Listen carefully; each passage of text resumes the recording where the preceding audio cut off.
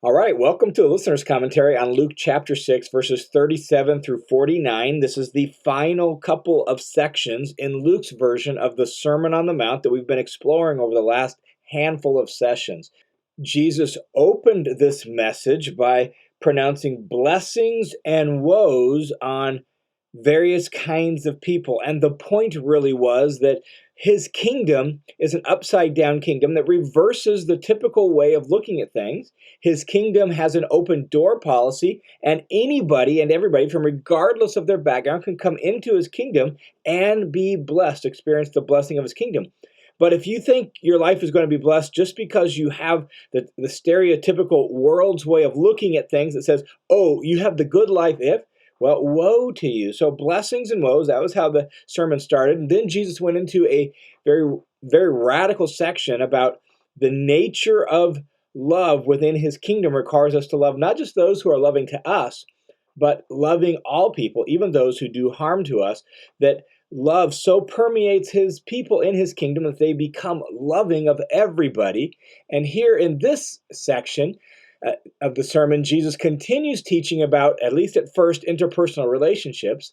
And then he shows that being the kind of person who can do what he says in the sermon, especially do what he says in relationship to others, about loving all people, about what he's going to say here about not judging, to become that kind of person requires us to become like our teacher.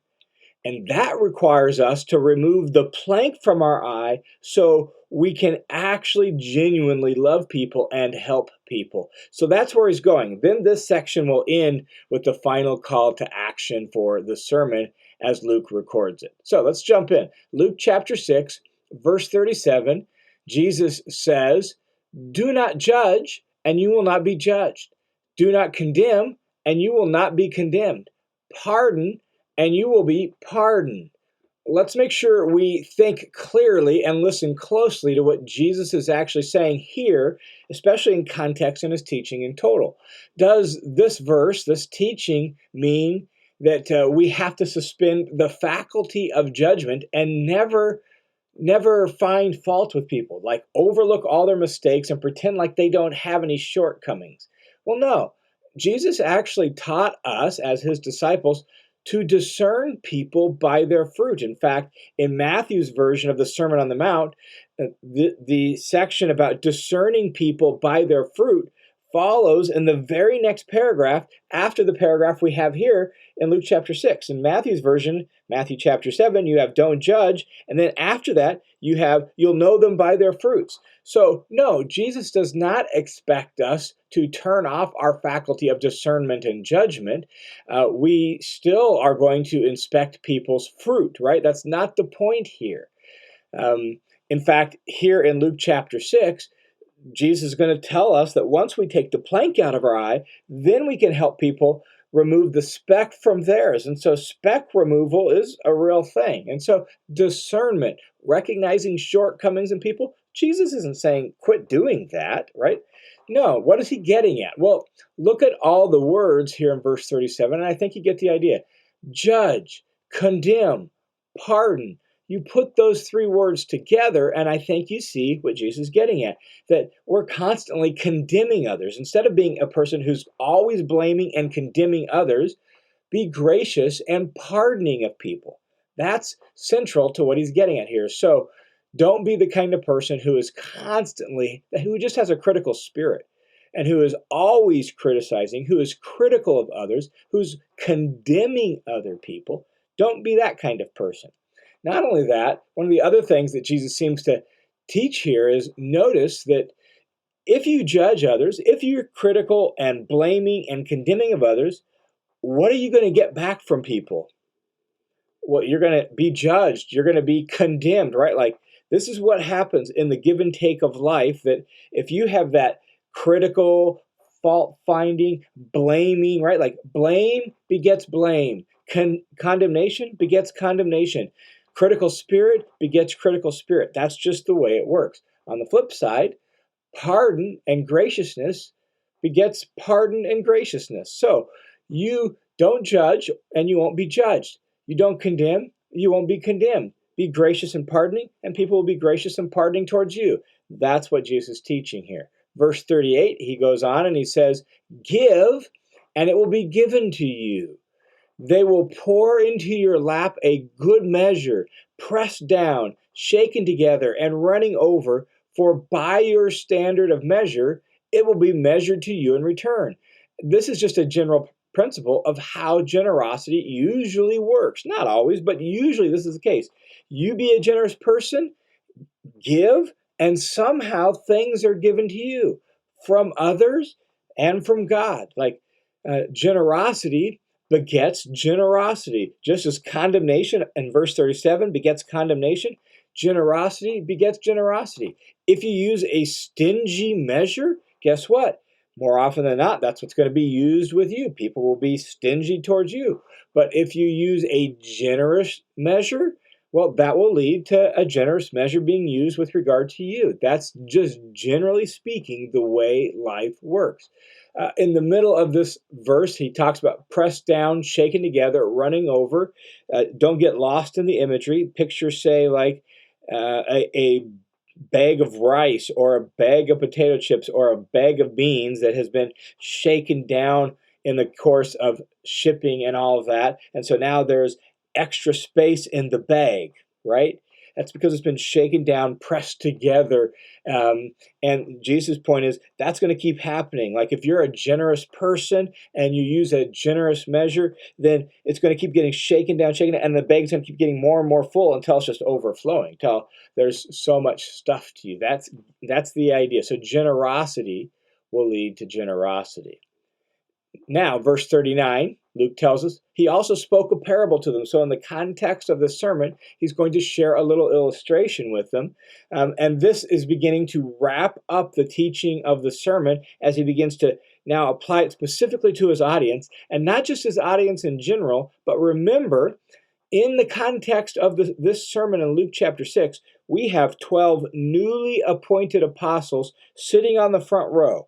So the 12 have been chosen at the beginning of Luke chapter 6. And so you have 12 newly appointed apostles who are going to be trained to be the official representatives of Jesus. And so what Jesus says in verses 39 and following, I think primarily focuses initially on them and then to his disciples. And this reminds them of how discipleship works. The 12 newly appointed apostles are going to be guiding others. They need to hear what he says here. So listen to verse 39. Now he spoke a parable to them. A person who is blind can't guide another person who is blind, can he? Will they not both fall into a pit? Picture it, right? Like using a little sacred imagination is an important part of Bible study. So picture it. You have two totally blind people. Isn't there a good chance somehow they're going to trip over a curb, fall into a pit, or some such thing? That's his point. Like blind people don't make good guides for other blind people. And so you have to make sure that you see clearly. Now remember, you got the newly appointed apostles in the front row who are specifically chosen to guide other people in the way of Jesus. They must not be blind guides. They must make sure that they see clearly, they think clearly, they see straight by embodying Jesus' teaching and carrying out Jesus' ways. That's the idea. A blind person can't be a guide for another blind person because they'll both stumble and fall into a pit. Keep this idea of blindness and seeing in mind as we go down through the next handful of verses. I think it'll help us see how the whole section holds together. So he goes on from this illustration of a blind guide, verse 40, to say, a student is not above the teacher, but everyone, when he's fully trained, will be like his teacher. The word translated student is mathetes, which is the word for disciple. And what he's describing in verse 40 is just common knowledge from their culture. This is just the way discipleship worked in their world. Blind guides would make blind disciples. That's the connection with verse 39. That if you have a rabbi / teacher who is blind, who doesn't really see clearly, who doesn't really see the way of life clearly, then what that rabbi is going to produce is disciples who are blind. Blind guides make blind disciples. Seeing guides, on the other hand, will make disciples who actually see. Why? Because a disciple just becomes like their teacher. That's the way discipleship worked in the ancient world. It's important for us to pay attention to that for a lot of reasons, not just for the immediate context, just to make sure we understand how discipleship worked, because Jesus' call to us at the end of his ministry on earth was to go and make disciples. Well, this is what it means to make a disciple. It means to make somebody who is like our teacher. Our teacher is Jesus. So to make disciples is to make people who are like Jesus, right? That's the goal. So a disciple doesn't just know what the teacher knows, but after they're fully trained, they will be like the teacher. That is what a disciple is. So leaders and teachers need to make sure that they see clearly before they are trying to pass on what they supposedly know to others. And that is the point Jesus will make with the illustration about the plank and the speck. So let's read what he says in verses 41 and following. Jesus says, "Why do you look at the speck in your brother's eye, but don't notice the log that's in your own eye?" So your brother's got a little tiny piece of sawdust, and somehow you manage to see that in his eye, but you've got an entire beam, like a support beam coming out of your eye, and somehow you miss that. That's the imagery, all right? So picture what Jesus is saying. How can you say to your brother, "Brother, let me take the speck out of your eye," when you yourself don't see the log that's coming out of your own eye? You hypocrite. First take the log out of your eye, then you will see clearly to take the speck out of your brother's eye. Again, we're in this context about blind guides and seeing guides, and Jesus using this dramatic imagery of a little tiny speck, a little sawdust, and a log to make the contrast that guides, if we're going to be good guides on behalf of Jesus, our responsibility is to make sure we see clearly before we straighten others out. As one commentator puts it, a disciple's first responsibility is to purify themselves and not set themselves up as a moral watchdog for everybody else. And that flows right in with the context about judging and condemning. Like, your job isn't to have a fault-finding critical spirit where you find everybody's little speck of sawdust and, ooh, what's wrong with every person? No, first, take the log out of your own eye. What does that mean? What does it mean to have a log in your eye? Does Jesus just assume that we're all so terrible we have a log? Well, no. The log is the critical fault-finding spirit driven by our own sense of moral superiority. That's the problem. When we have this superiority complex that leads us to have this critical fault-finding spirit, that's the log. So let's get rid of that. Let's recognize our own need for grace. Let's humble ourselves before Jesus and let him teach us first. Then we will actually see clearly enough how we can best help our brother. But as long as we have a superiority complex, as long as we have a critical fault-finding spirit, not a spirit that has been humbled before the goodness, wisdom, holiness, purity, and grace of Jesus, we're not going to see clearly how we can actually best serve people and help remove their speck. In fact, the more we take the superiority complex out of our own eye, the less we're probably going to be finding specks in other people's eyes. So, take the log out of your own eye first. Purify your own self first. As A.W. Tozer said, be hard on yourself and easy on others. Let's spend more time examining our own life so that we can remove the log from our eye and not have a superiority complex with a critical and fault-finding spirit. That's the idea. Remove the log from your eye. Now, taking that log out of your eye means you will become a good tree.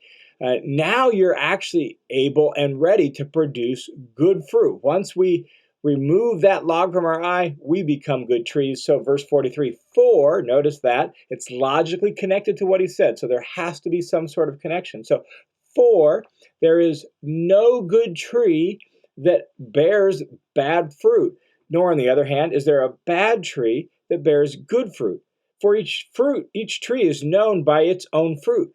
For people do not gather figs from thorn bushes, nor do they pick grapes from a briar bush, right? Like the kind of tree you are determines the kind of fruit you produce. An apple tree will produce apples. An orange tree will produce oranges. You're not going to pick oranges off an apple tree. You're not going to, in Jesus' example, you're not going to pick grapes from a briar bush. You're not going to pick figs from a thorn bush. Just not going to happen. They don't grow on those kind of bushes. They grow on a fig tree. They grow on a grapevine. True? That's his point. So the kind of tree you are determines the kind of fruit you produce. And so as we take the log out of our own eye, what happens is we're becoming a genuinely good tree, and that means we will produce good fruit in our own life and in relationship to other people. We'll be helpful to other people, and we'll produce good fruit in their life as well. So there is no good tree that produces bad fruit. If you have a healthy, vibrant, flourishing tree, it's going to produce good fruit. If, on the other hand, you have a sickly tree, it's not going to produce good fruit. Just can't, right? And so Jesus wants us to become so like him. Disciples become like their teacher. He wants us to become so like him that we naturally and instinctively produce good fruit because we're good from the inside out. That's the point. So he goes on in verse 45 and says, the good person out of the good treasure of his heart. Notice that. From the inside, the heart is the control center of the person in biblical theology. So the good person, out of the good treasure that's stored up deep within his control center in his heart, brings forth what is good. He's a good tree, and he routinely and naturally and regularly produces good fruit because of the kind of person he's become. On the other hand, the evil person, out of the evil treasure stored up in his heart, right, like out of the control center of his place that is now warped and twisted and evil, is going to bring forth evil. Then Jesus actually says, for his mouth speaks from that which fills his heart.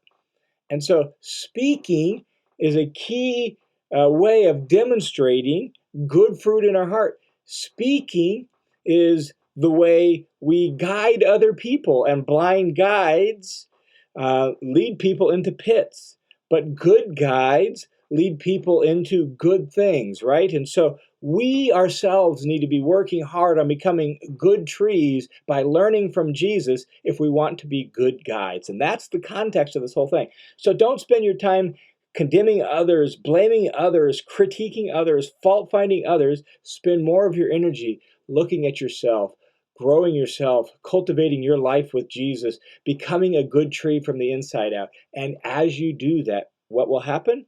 You will begin to bear good fruit consistently and routinely because you become a good tree. And that means you will routinely do the things that Jesus teaches. And that's where the sermon here ends in verses 46 through 49.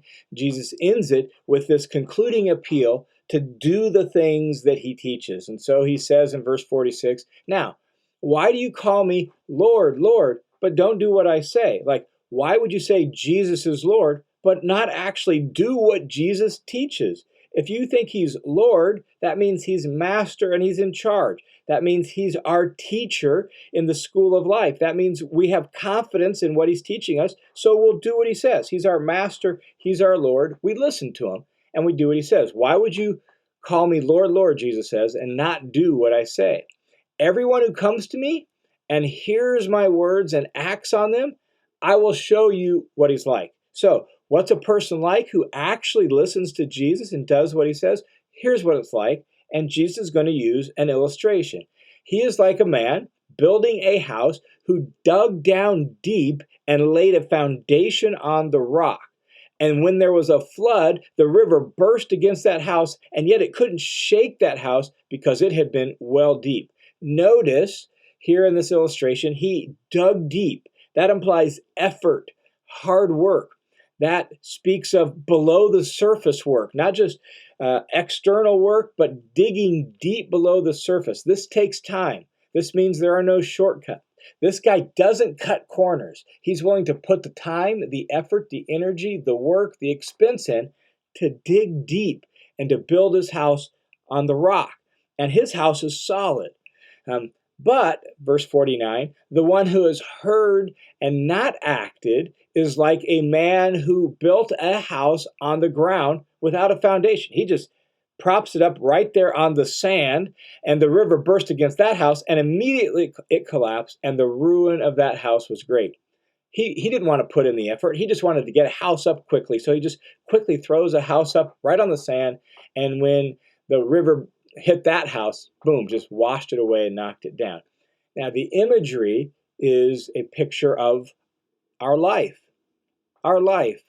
Are we the kind of person who digs down deep, removes the log from our eye, puts our roots down deep into the soil so we can become good trees? Do we listen to what Jesus says and figure out how to do those things? And if there's things keeping us from doing them, do we figure out why we're struggling, right? Do we dig deep, and do we become the kind of person who does what Jesus wants us to do? And remember, Jesus has 12 newly appointed apostles in the front row. He's got disciples gathered in the crowd. And he's got this whole crowd. And the crowd's going to have to decide, are they going to be followers of Jesus or not? But Jesus is saying to his followers, there and then in that original crowd, and to us today, he's saying to us, you have to become good fruit trees. You have to become the kind of people who put in the effort and the time to do what I'm actually teaching. Not just know it, but to become like your master. And if you do that, you will actually be a good guide. You will be a good tree because you will be a genuinely good person from the inside out, and you will bring forth good fruit.